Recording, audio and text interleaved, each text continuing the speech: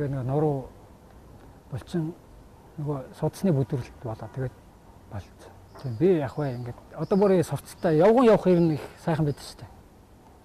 Би хайрхтаа л унаад суудаг болохоос өглөө ажилдаа ирэх тэгээ энэ хөвлөө тарах юмд бол явуул яв. Манайхан бас ундаг дугуй төрдөг телешиг дээр ашиглаж явдаг л та.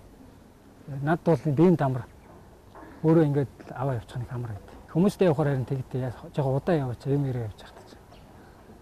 Ерөөсөө нэг мэрэгжлийн юм болчихсон юм ингээд алхаад хурдан яваас орцсон. Бид нар ч ингээд цаг минутаа уралдаж явдаг болохоор жоохон удахаар ч хүмүүс асууналтай зарим нь. Өнөөдөр чи яага оройтой вэ? Одоо 5 минутын зөрүүтэй байхад асууна. Тэгээд яг нэг химийн цагт нэг юунд орчихор чинь тэр нь анзаарахдаггүй. Байнга л цагаа харна. Тэгээ ер нь багцаагаар мэддэг болчихсон. Эндээс харахад одоо ер нь цаг тийм болж байгаа доо гэдэг.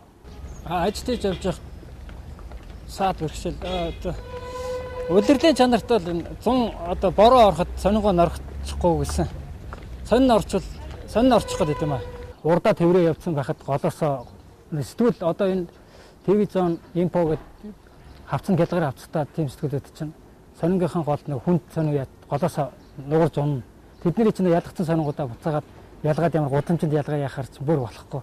Тийм явдал зөндөө тохиолдно. Манай ажилтж хүндрэлтэй юм зам их гарна. За гарцаар гарыг ихэр чинь цаг их аавна. Тэгээ тэр хүн сонин яачаал гар цайгаал яар. Тэгээд ч хамаагүй л явчихад байдаг юм даа. Гайгүй жолоочны харьцаагаар хүндэлтийн.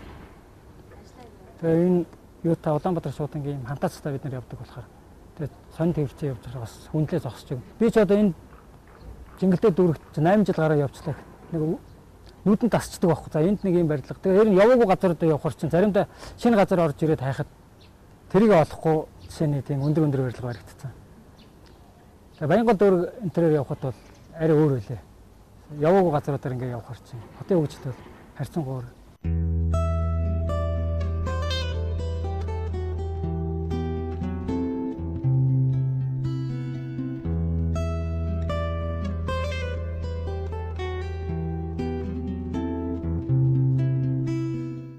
Манай хамт олон сайн л та. Би тэгээд өөр ажил санал болгож байсан хүмүүс бол байдаг. Одоо сонин зөөгөөлж нас явж гин. Жохон доктортой гайгүй юу. Тэгээд эндээ тасцсан болохоор нэг гарамгүй санагдаад анх намайг орж явах. 50. Тэгчээ бас хүрээд идэг юм амьдралд. Одоо бол хэцүү байна. Цалин нэг 170-80 цаал. Яаж хөрөх вэ? Хүүхдүүд нэмэр болно. Тэгээд эхнэр тэр нь хийсэн юм а энтийн тавьж борлуулна. Жуулчдын газруудаар авч борлуулна. Тэгээд хоёр идэхгүй хоосоо онохгүй л явж. Манайхан ч ер нь юу яддаг штэ. Хэвлэлээ тараачаад тэгээд байгууллагуудаас албан бичиг бас аавна. Ямар албан бичиг? Одоо ямууд одоо энэ албан газруудын мэдээлэл төр явдаг штэ. Энэ албан газар илгээмж цагтл бодол эднэрийг бид хөргөж өгнө бас аавна. Давхар. Энэ чи хэвлэлээ төгөөснийхаа дараа бид нэр өөрсдөө явдаг байхгүй. Тэгээ шаардлагатай өнөөдөр өөх бичиг баримт цагт байвал өнөөдөр заавал хугацаанд нь орж өгсөн. Цагаасаа нэг 7 минут тавьчихсан хоцорч. 9 хэд би яг энэ урд чиглэлээ дууссан. Би бол одоо ерөөсөө ингэ байнга ороод ядсан болохоор ингэ хурдан дуусчих юм шиг. Ерөө ингэ цуг явд нэг шинэ хүн намайг дагаад цуг явахад айгүй олон газар яваад юм санагдаад. Одоо миний оронд нэг сар хүн яваад өгөөч гэж гоохот би тэр газараа зааж өгнө шүү дээ. Тэгэхээр тэр хүн шантархаар байдаг байхгүй. Яасан олон газараар явт юм бэ? Энд аяг хэцүү ажиллаа. Би тийм юм сонсч л байсан.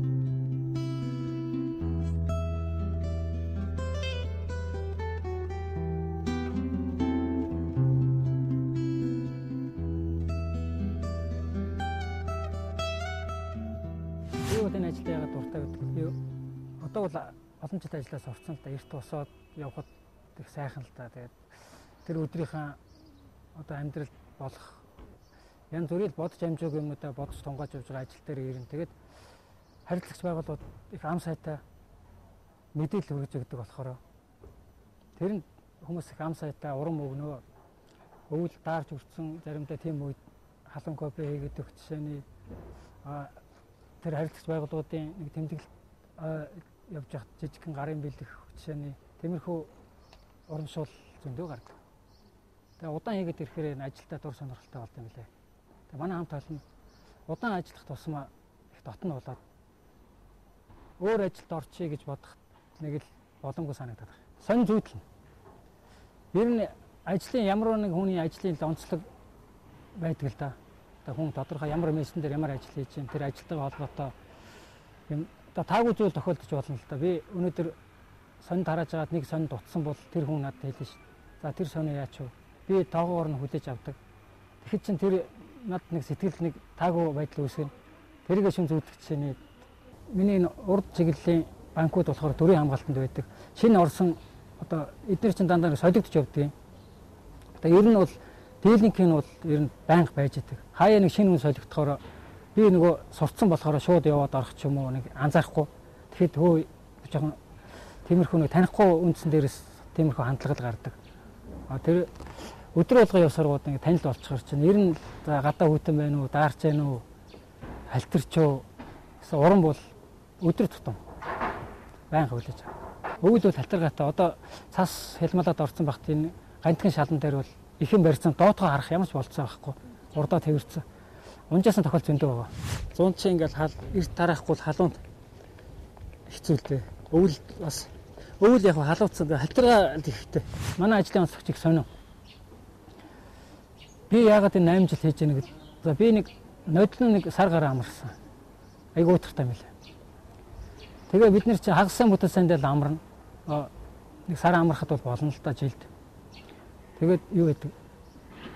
Одоо чинь би өнөөдөр ингээд нэг амрын ханиад ч юм уу нэг гэмтэл бэртэл аваад би ажилдаа ирэх боломжгүй болоход яг нэг 2 хоног л манайхан аргална. Заавал шинэ хүн авах шаардлагатай. Бид нар чи ер нь өвчин тусах, өвдөх ирэхгүй хүмүүс. Хүмүүс ер нь хэвлээ бариад ороход за сонингоор юу байна гэж сонингоо аргаас өмнө төрүүлээд надаас. Сайн ч мэдээ байна, саарч мэдээ их гарна.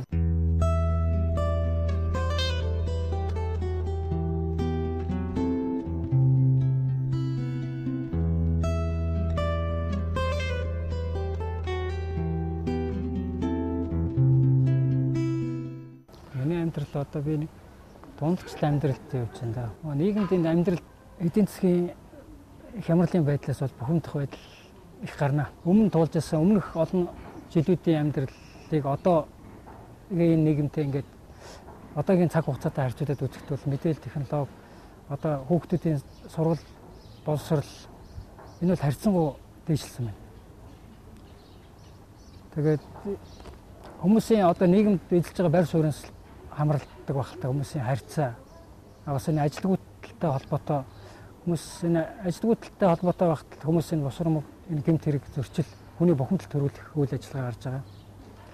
Улс төрч тус би боддгийн дотроо зөв шийдвэр гаргаж ард түмний төлөө ажиллах ёстой болж байна да.